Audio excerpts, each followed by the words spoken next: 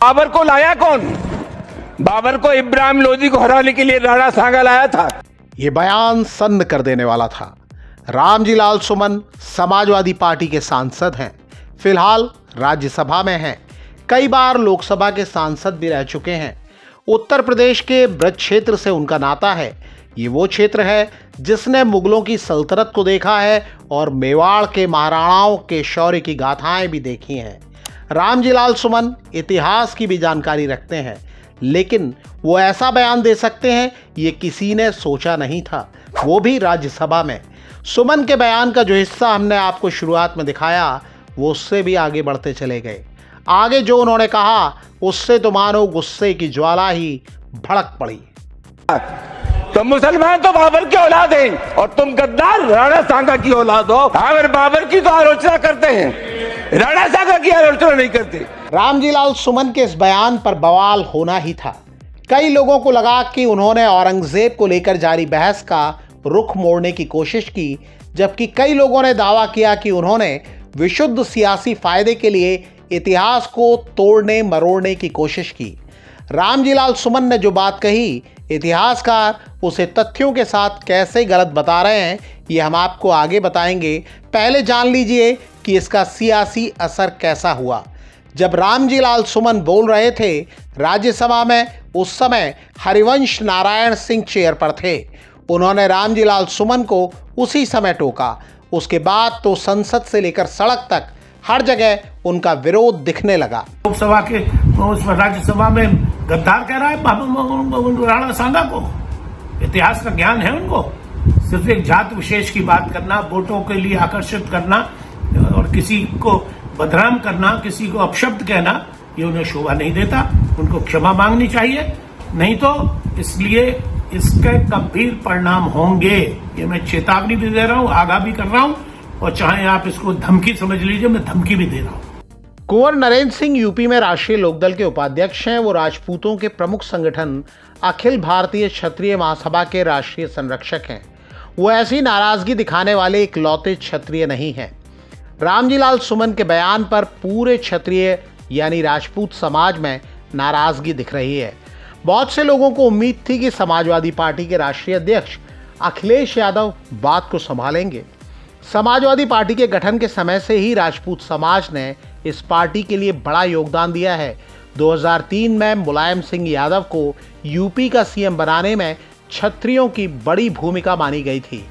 ठाकुर अमर सिंह उस समय सरकार गठन के आर्किटेक्ट थे, जिन्होंने राजपूतों को साथ लाने में अहम भूमिका निभाई थी।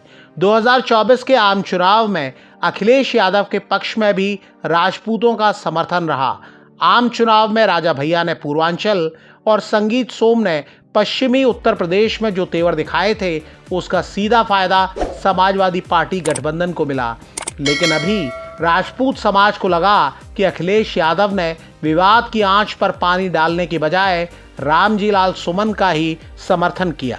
रामजी सुमन जी ने भी इतिहास का कोई पन्ना पलट दिया, जिस पन्ने में अगर इस तरह की भाव लिखा होगा। 200 साल पहले, 100 साल पहले हम लोगों ने तो इतिहास लिखा नहीं। इतिहास किसने लिखा है? इसलिए भारतीय जनता पार्टी से पूरे उत्तर प्रदेश की हमारी समाजवादी पार्टी की तरफ से निवेदन है कि इतिहास के पन्ने ना पलटें। अखिलेश यादव का यह बयान क्षत्रिय समाज के कई बड़े नेताओं को रास नहीं आया। लोकसभा चुनाव में बीजेपी के कद्दावर नेता संजीव बालियान के खिलाफ मोर्चा खोलने वाले संगीत सोम ने अखिलेश यादव को सीधी चेतावनी दे दी। जो राणा सांगा पे कोई टिप्पणी करेगा, मुझे नहीं लगता कि वो देश में पनप पाएगा। अखिलेश यादव जी मान लें कि उनका राजनीतिक कैरियर आज से खत्म हो। ये माना जाता है कि 2024 के आम चुनाव में रघुराज प्रताप सिंह राजा भैया ने भी समाजवादी पार्टी के पक्ष में माहौल बनाने में अहम भूमिका निभाई थी। उस समय राजपूतों के बीजेपी से अलग होकर समाजवादी पार्टी और कांग्रेस के गठबंधन के करीब जाने के दो प्रमुख कारण बताए गए। पहली वजह गुजरात के बीजेपी नेता पुरुषोत्तम रूपाला का विवादित बयान था। दूसरी वजह वो दावा था जिसमें कहा जा रहा था कि बीजेपी में यूपी के सीएम योगी आदित्यनाथ को हाशिए पर धकेलने की तैयारी हो रही है। आरोप था कि टिकट बंटवारे में उनकी सुनवाई नहीं हुई। आम आदमी पार्टी के सर्वेसर्वा अरविंद केजरीवाल ने तो ये दावा भी किया कि चुनाव के बाद योगी आदित्यनाथ को सीएम पद से हटा दिया जाएगा। उस समय बीजेपी से दूर हुए राजा भैया अब रामजी लाल सुमन को लेकर समाजवादी पार्टी पर सख्त दिख रहे हैं। उन्होंने एक्स पर एक पोस्ट लिखकर नाराजगी जाहिर की है। राजा भैया ने लिखा है कि समाजवादी पार्टी के राष्ट्रीय महासचिव रामजी लाल सुमन ने राज्यसभा में राणा सांगा के विषय में जो अभद्र टिप्पणी की है वो सत्य से परे तो है ही, हर देशभक्त, हर राष्ट्रवादी के लिए बहुत ही कष्टप्रद है। राणा संग्राम सिंह, जिन्हें हम राणा सांगा के नाम से जानते हैं, उन्होंने राष्ट्र और धर्म की रक्षा के लिए अनेक लड़ाइयां लड़ी और जीती। महाराणा होते हुए भी युद्ध में सबसे आगे की पंक्ति में लड़ने वाले राणा सांगा ने शरीर पर 80 से अधिक घाव खाए। उनकी एक आंख और एक हाथ भी जाते रहे, लेकिन उनकी पीठ पर एक भी घाव नहीं था। तुष्टीकरण के चलते हमारे महानायकों को खलनायक और गद्दार कहा जा रहा है। देश का दुर्भाग्य है कि औरंगजेब जैसे आताताई और बर्बर शासक का महिमा मंडन करने के लिए कुछ लोग अपने ही महानायकों को छोटा दिखाने की होड़ में लगे हैं। कुंठित लोग राजनीतिक स्वार्थवश तुष्टीकरण के उद्देश्य से चाहे जो भी आरोप लगाएं, किंतु राणा सांगा देशभक्तों, राष्ट्रवादियों के लिए प्रातः स्मरणीय रहेंगे, सम्मान और श्रद्धा के पात्र रहेंगे। कैसी विडंबना है जिसने अपने पिता को कैद किया, भाइयों की हत्या करके कुत्तों को खिला दिया। ऐसे औरंगजेब को चाहने वाले भी इस देश में हैं, जो अपने ही महानायकों के गौरवशाली इतिहास को झुठला रहे हैं। इतिहास के सत्य पुनर्लेखन का युग आ चुका है। इस बीच मीडिया रिपोर्टों में इतिहास की किताबों, इतिहासकारों, उपलब्ध तथ्यों और सबूतों को ब्यौरेवार तरीके से पेश किया जा रहा है। अधिकांश रिपोर्टों में रामजी लाल सुमन के दावे पर सवाल उठाए गए हैं। इतिहासकारों के हवाले से बताया गया है कि बाबर को भारत बुलाने वाले सुल्तान सिकंदर लोधी के भाई आलम खान लोधी और पंजाब के गवर्नर दौलत खान लोधी थे। मेवाड़ के महाराणा राणा सांगा खुद कई बार इब्राहिम लोधी को मात दे चुके थे। ऐसे में उन्हें लोधी के लिए बाबर को बुलाने की कोई जरूरत नहीं थी। Colonel James Tod East India Company के अधिकारी थे। उन्होंने इतिहास को भी संकलित किया है। मेवाड़ के महाराणा संग्राम सिंह यानी राणा सांगा और मुगल बादशाह बाबर के बीच कौन ताकतवर था, इस पर जेम्स टॉड का चर्चित कथन है। वो पत्थर पर उकेरा गया है। इसमें लिखा है, बाबर के मन में दोबारा महाराणा सांगा से लड़ने का भय इतना अधिक था कि ग्रीष्म ऋतु के आगमन का बहाना बनाकर युद्ध का विचार छोड़ दिया। इस शिलालेख की तस्वीर सोशल मीडिया पर वायरल है।